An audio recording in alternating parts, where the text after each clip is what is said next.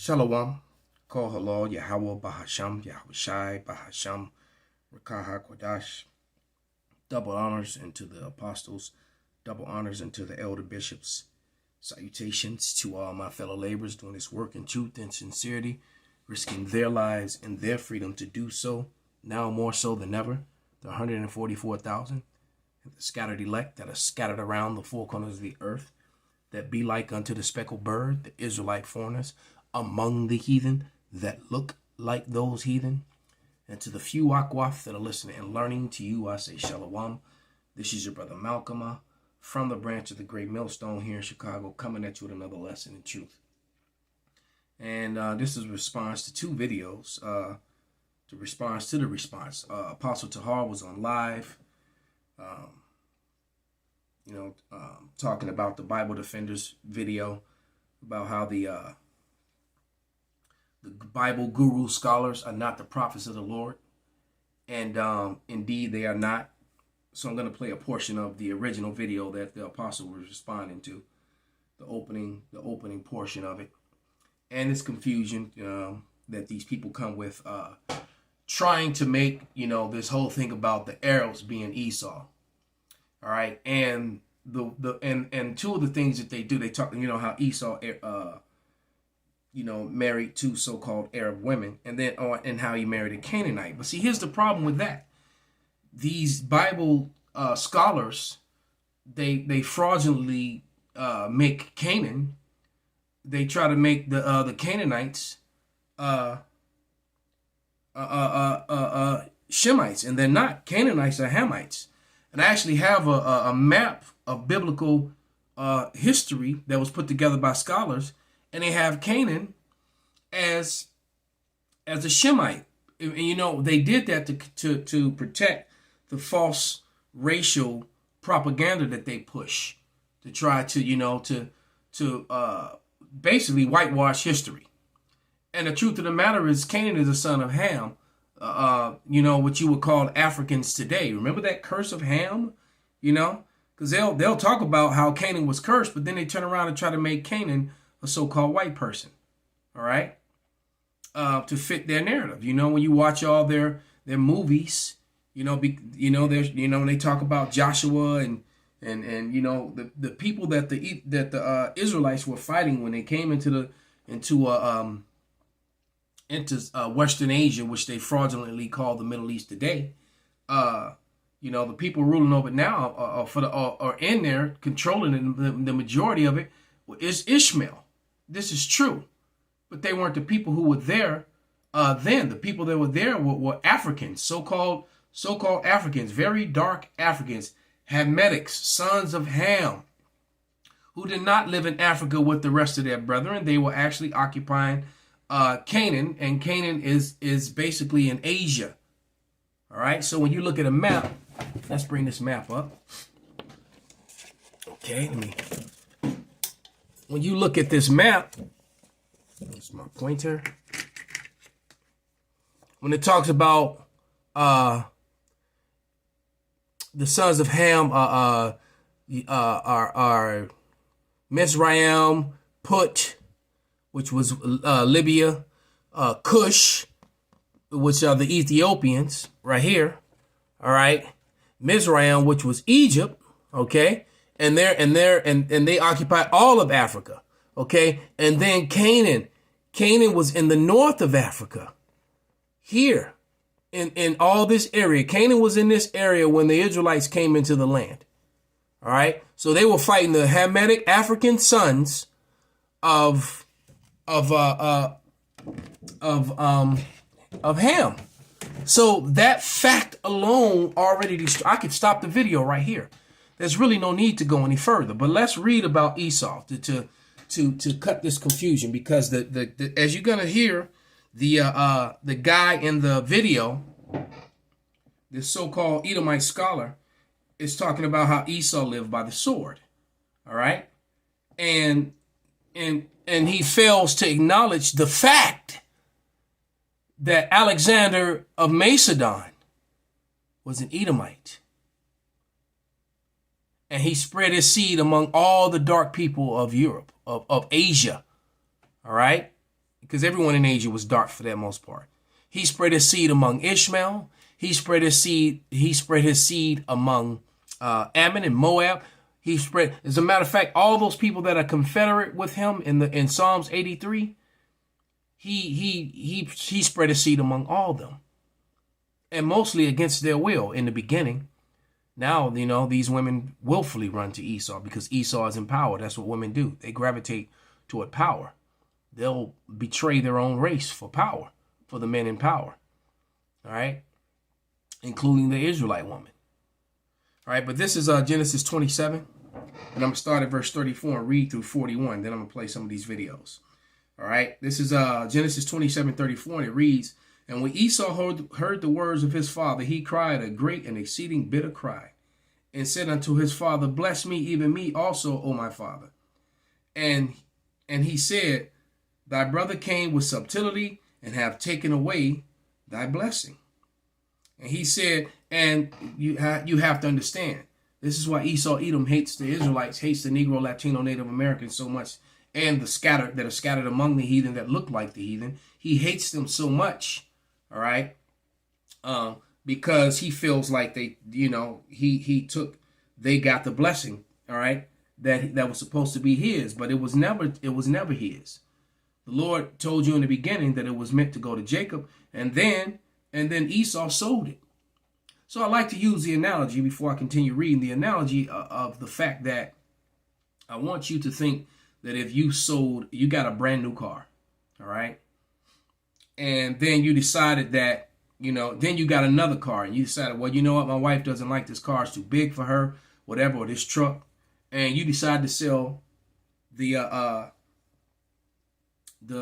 car to your brother across the street. Say your brother lives across the street, he owns a house across the street, and he's like, well, you know what, I could use another car, I'll buy the car off you. So you buy this new car that built, and off your brother, okay? And so now, time goes by, and let's say your new car has to go in for some work or whatever, and all of a sudden an emergency comes up or something comes up, and you need to go somewhere, all right? And you just happen to look across the street and see your old car, which isn't yours anymore. You actually sold it, so it's no longer in your ownership. Your ownership. Jacob, remember, Jacob was given the blessing by Esau. He sold it to Jacob for food, for some raw meat, for some half-cooked red bloody meat. All right, and so remember that. All right, so now, this car that no longer belongs to you, you happen to find an old set of keys. You remember there's an old set of keys in the drawer in your office room. All right.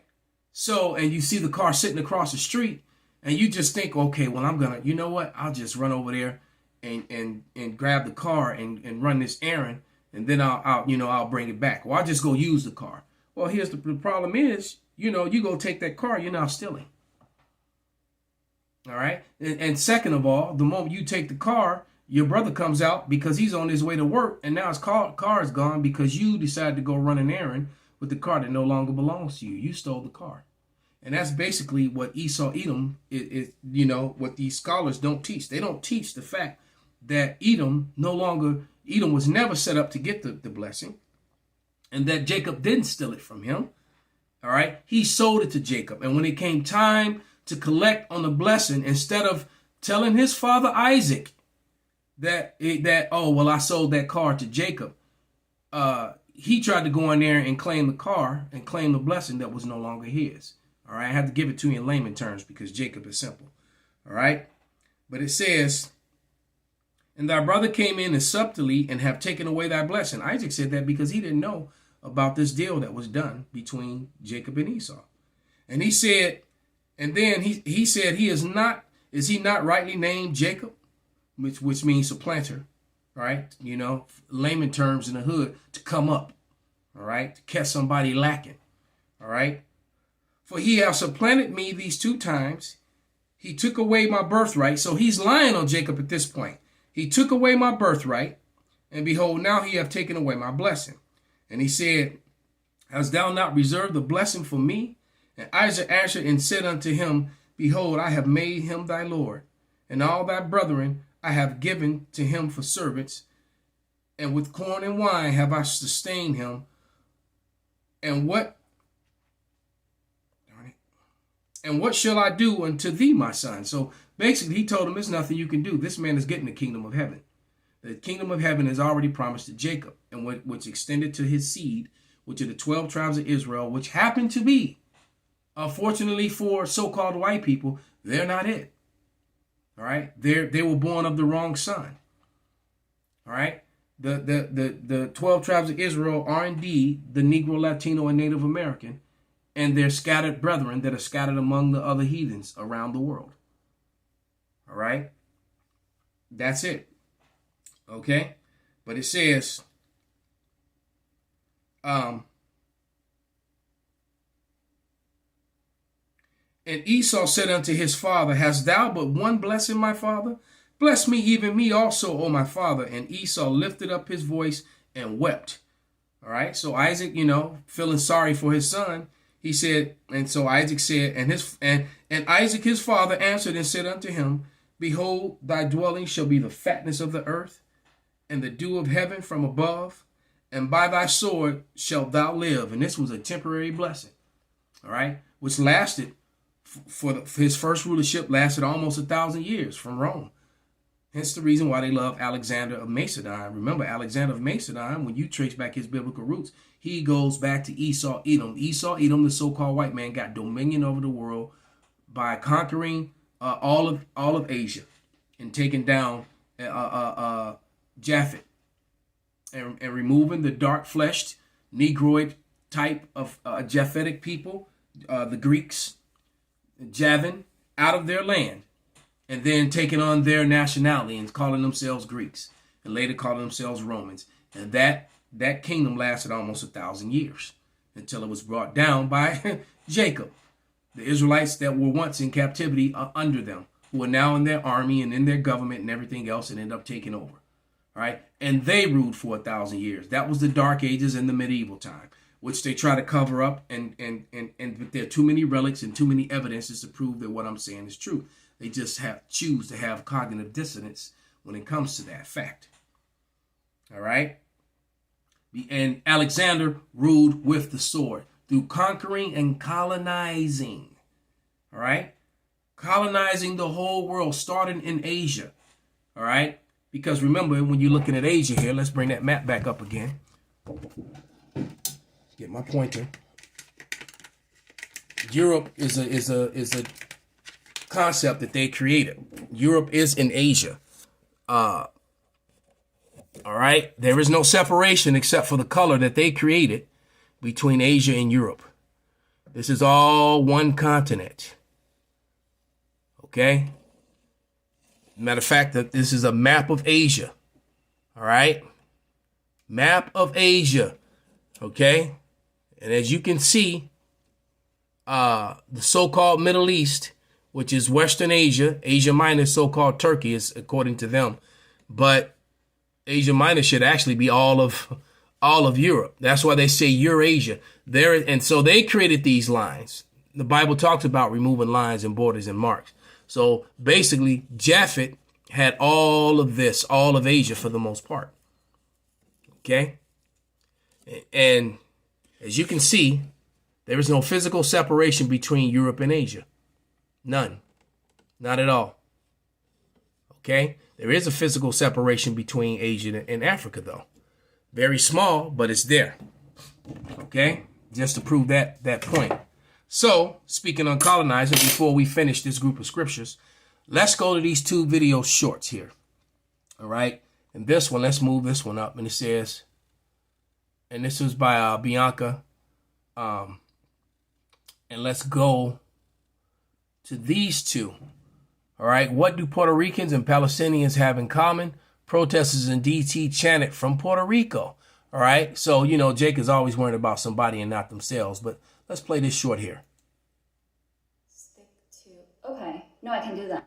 Aquí estamos esperando. Salakia. Stick Okay, no, I can do that because see, colonialism operates in similar ways no matter where. The US too has bombed Puerto Ricans. This is how it went. The US invaded Puerto Rico and they were like, this is ours now. In Vieques, for example, they kicked people out of their houses at gunpoint and bulldozed their houses. When Puerto Ricans tried to peacefully march and protest, the US police shot and killed them, including children. When Puerto Ricans tried to organize to advocate for independence, the US surveilled them, spied on them, monitored their every move. When a group of Puerto Ricans decided that the only way out was going to be armed resistance, that they were going to fight their oppressor to free Puerto Rico, the US labeled them terrorists and bombed them.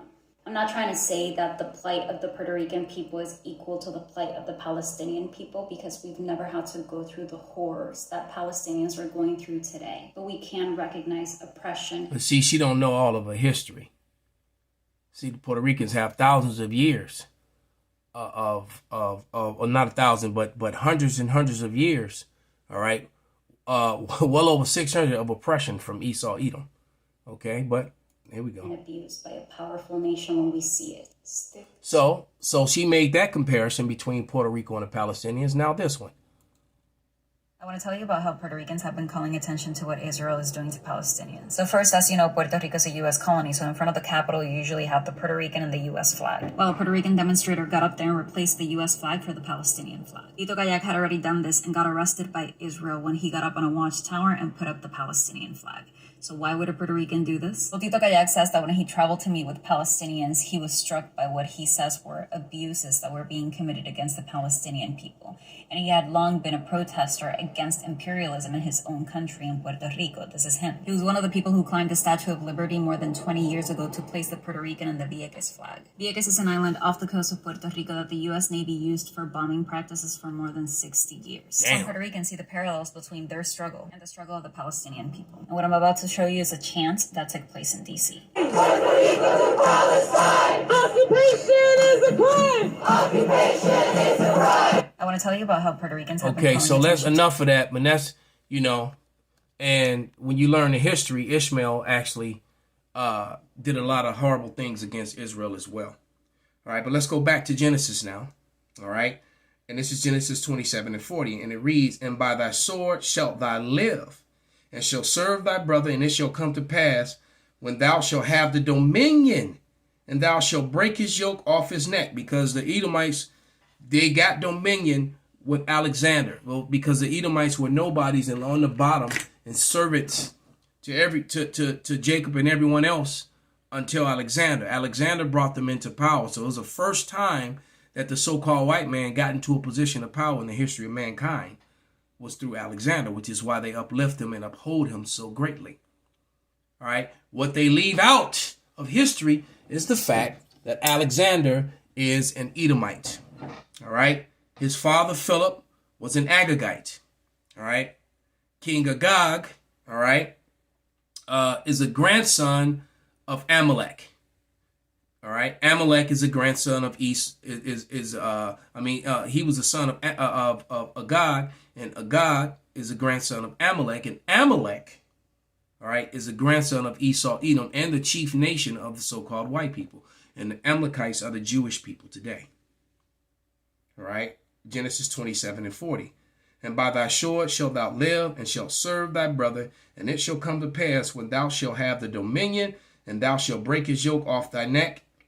And Esau hated Jacob because of the blessing, wherewith his father blessed him. And Esau said in his heart, The days of mourning of my father are at hand, but then will I slay my brother Jacob." And he's been seeking to slay us every time, ever since then. And the scholar's going to relay that truth, that these things were to happen with Esau's and Jacob's descendants, not themselves, which is why that damn Negro woman opening her mouth to those men of IUIC, and you know, they shouldn't have even entertained that woman who was flaunting her tiggle bitties in that barbershop with all those men, you know, with her hair uncovered and her cleavage out, trying to speak biblical things. All right. But let's go to this video now.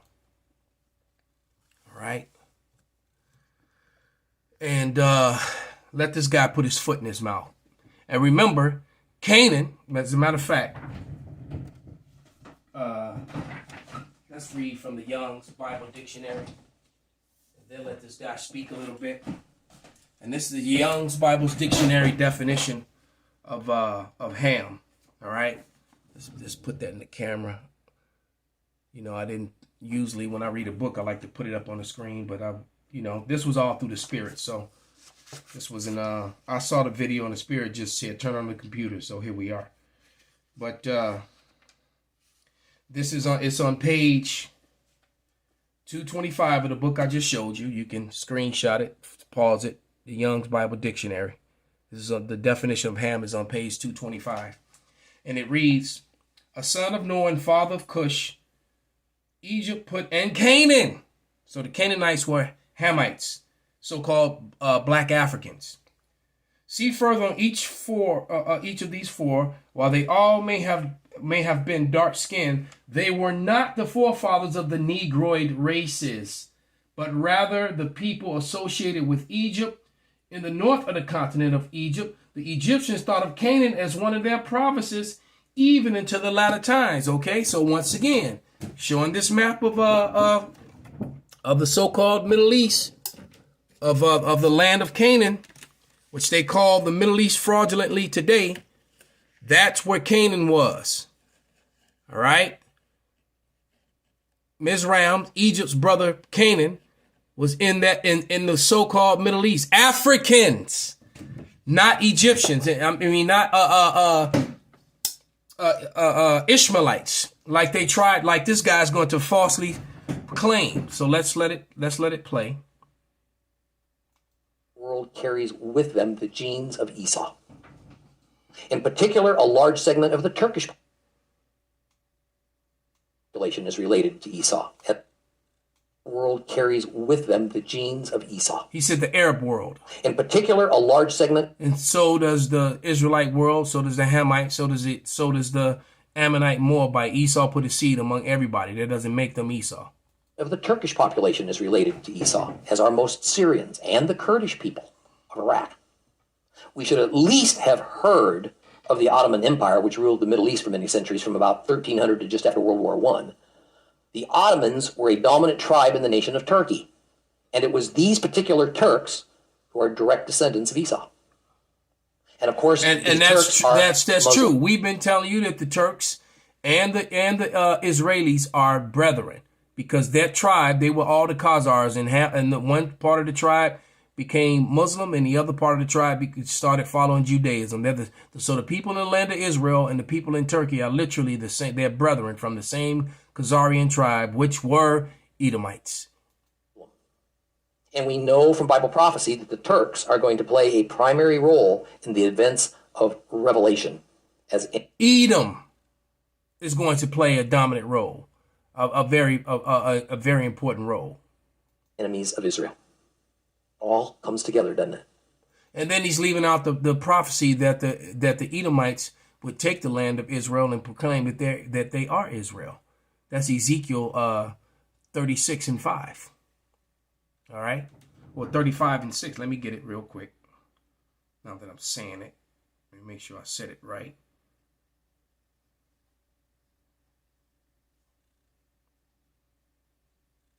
Ezekiel 35.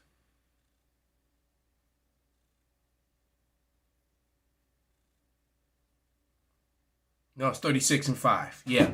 The prophecy in Ezekiel 36 and 5 tells you that Esau would take the land of Israel and claim that they are the land of Israel, and claim that they are the Israelites, not Ishmael.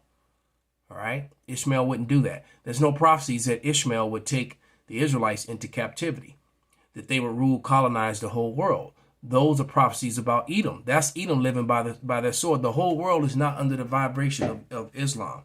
The majority of the world is the biggest religion in the world is Christianity. And Christians went from country to country, dominating the whole world through colonization, and including America. All right. So this man is a liar. All right. So with that, I want to give all praises, all honor and glory unto Yahawah, Bahasham, Yahawashi, Bahasham, Rawchaa, Qadash. Kwam Yasharala Shalom.